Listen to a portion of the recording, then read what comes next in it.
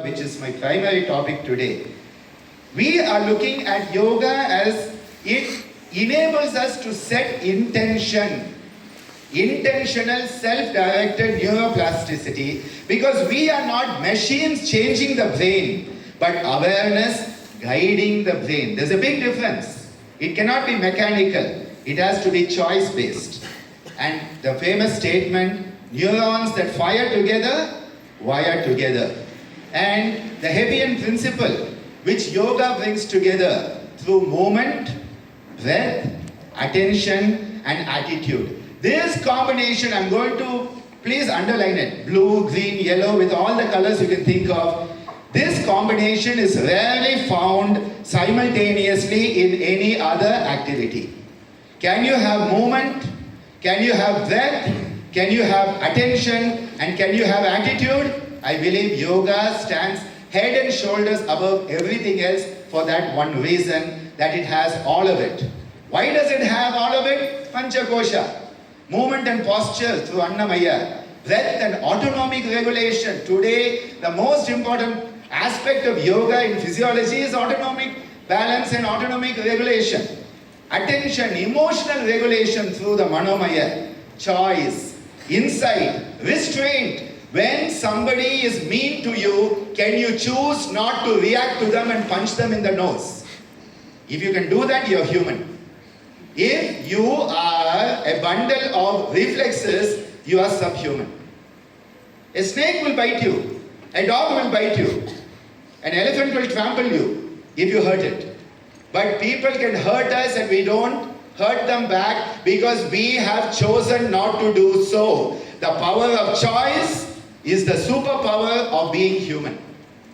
You don't have to be Superman, Spider-Man, and any Amazonian woman for that. Vijnanamaya is that place where that awakens. And Anandamaya is where you find that meaning, that coherence and joy, which is the sense of coherence. How do asanas give us this? Patanjali reminds us, Prayatna Shaitilya Ananta Samapatibhyam and Tado Dvandva Anavigataha. And this is where I would like to help you understand this point. Just think about it, young future who are sitting in the back especially. The sensory motor homunculus in our brain, that is going to be the key. You are not doing asanas to improve your gluteus muscle, which is called a yoga butt in America. You are not doing it for that. You are not doing it to strengthen your musculature. No, that is not the reason you are doing the asanas.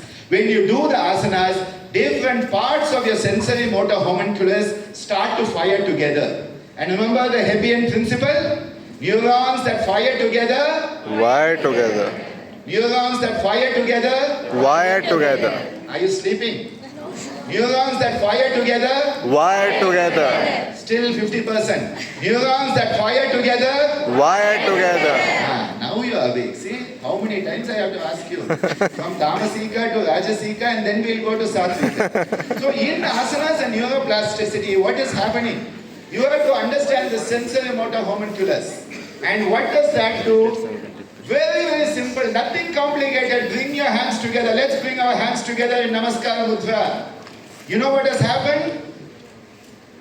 The bottom of your right brain, the bottom of your left brain, sensory motor homunculus, both neurons are firing at the same time.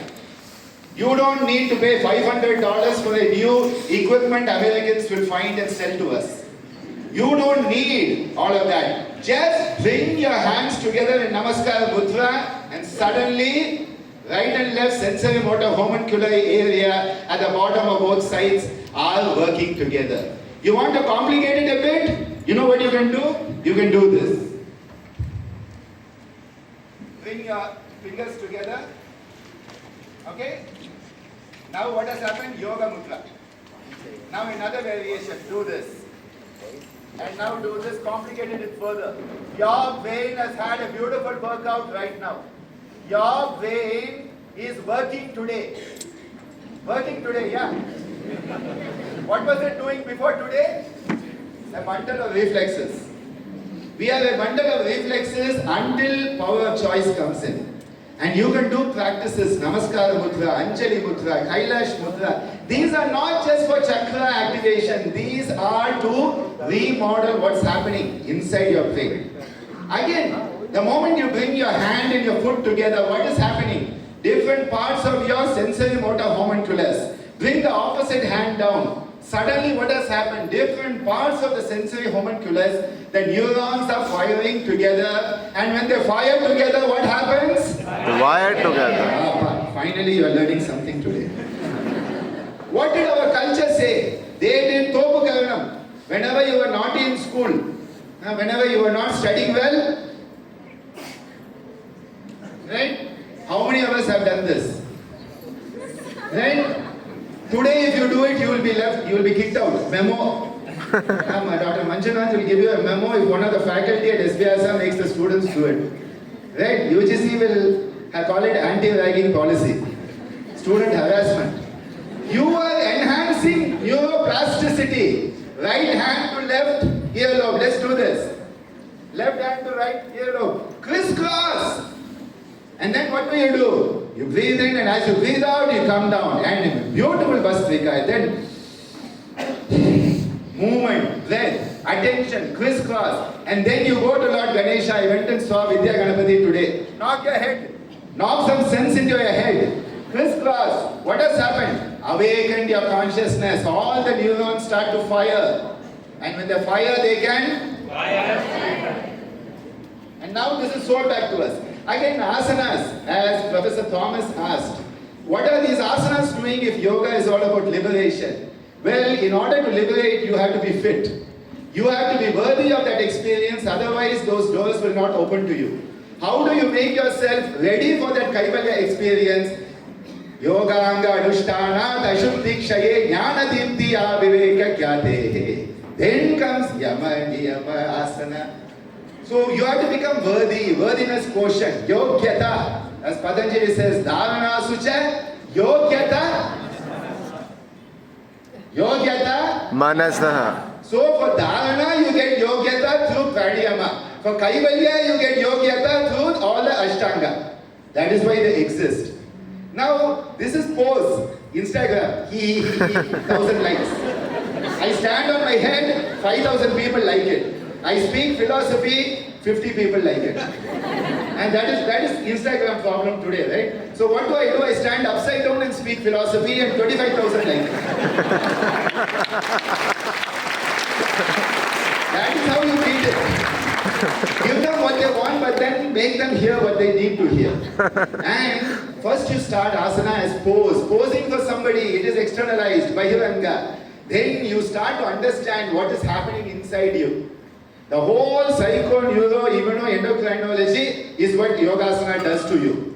And what happens? You start to culture yourself. That is where pose becomes posture. And then you come into that sthiti. What sthiti? When that asana becomes sukha and sthira. Sthirata and sukhata, it becomes poise. The evolution of asana is from pose, externalized, posture, internalized, and poise, transcendental.